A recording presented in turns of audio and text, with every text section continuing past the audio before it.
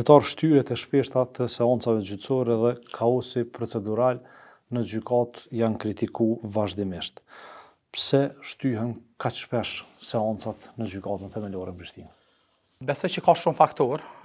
Një çështje që neve sot na prekupon edhe është çështja e dorëzimit të ftesave, e që pastaj prolongon në një formë ose tjetër edhe mundësitë reale dhe objektive të përfundimit të shqyrtimit gjyqësor në kohë të arsyeshme dhe përbrenda objektivave po edhe kornizave ligjore në fuqi. Megjithatë jemi të mundu me gjetë mekanizma në mënyrë se si me përmirësu këtë çështje.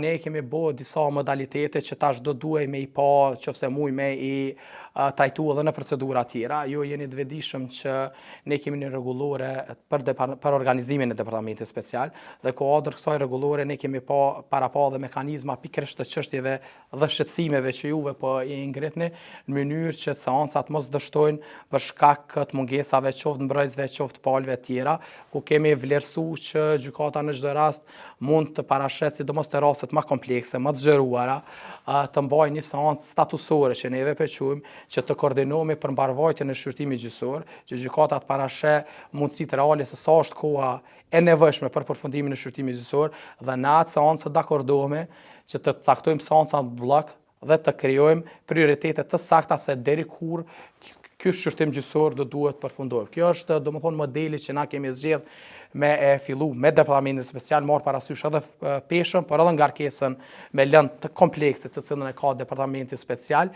Kemi fillu këtë vit, ka shku mirë, megjithatë do të shohim ta avancojmë në një mos shumë të dukshme tani me prioritetet e radhës që ne kemi për departamentin special, sepse një nga fokuset kryesore edhe të mia si kryetari i gjykatës, po besoj edhe Këshilli Gjyqësor të Kosovës është departamenti special, në mënyrë që ne trajtojmë me këto lëndë. Andaj shohim këtë modalitet dhe të provojmë se si mund ta implementojmë edhe në procedura tjera, në mënyrë që dështimet cilat ju i ngritet fillojmë dhe të mundohem të minimalizojmë për aq sa është e mundur. Palët në procedurë që i shkaktojnë këto shtyrje, këto zvarritje të zgjidhjes së lëndëve, a do të ndëshkohen apo do të jenë gjyqtarët ende debut në raport me sjelljet e tyre? Pikërisht ideja e këtyre seancave në blok ka lind pikërisht në kontekstin e kësaj që ne mos lejojmë askënd të abuzoj me mundësinë e shtyrjes së seancave dhe të dakordohem paraprakisht. Dhe kur kemi dakordime të tilla paraprake, atëherë roli i gjykatës do duhet të jetë domosdoshmërisht aktiv në masa ndëshkuese, përderisa neve se jemi dakordu për një plan pune, për një lëndë të caktuar në rastin konkret. Pra pritet që të ndryshojë kjo kulturë. Absolutisht, unë vlerësoj që është e domosdoshme edhe do të kem objektiv që në kolegjume të shtyj përpara pikërisht këtë proces në mënyrë që lëndë trajtohen me kohë. Kryetar, ka pasur kritika se disa raste në gjykatë po lëvizin pak më shpejt.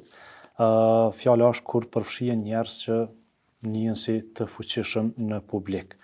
Sa qëndrojnë këto pretendime? A ka njerëz që janë më të barabartë para gjykatës? Në fakt unë nuk du me besu një çështje të tillë, mbase mund të jetë një perceptim i publikut për shkak të arsyeve specifike të ndonjë lënde të caktuar. Megjithatë, ideja dhe objektivi jonë është që të jemi thjesht një gjykatë që trajton gjithë qytetarët e Republikës Kosovës në mënyrë të barabartë. Ju e dini që tani ne çdo vete më tepër po avancojmë në digitalizimin e proceseve dhe në këtë rast ne kemi domethënë një mekanizëm të kontrollës përmes sistemit SMIL, ku shohim se cilat lëndë po caktohen, e po ashtu a janë lëndë në kuadër të prioriteteve, po edhe ashtu në bazë viteve se si po trajtohen. Dhe këtë kontekst unë vlerësoj që ne do të mund të kemi një mbikëqyrje të shtuar dhe po që se ka raste të tilla, atëherë do t'i adresojmë dhe do t'i trajtojmë.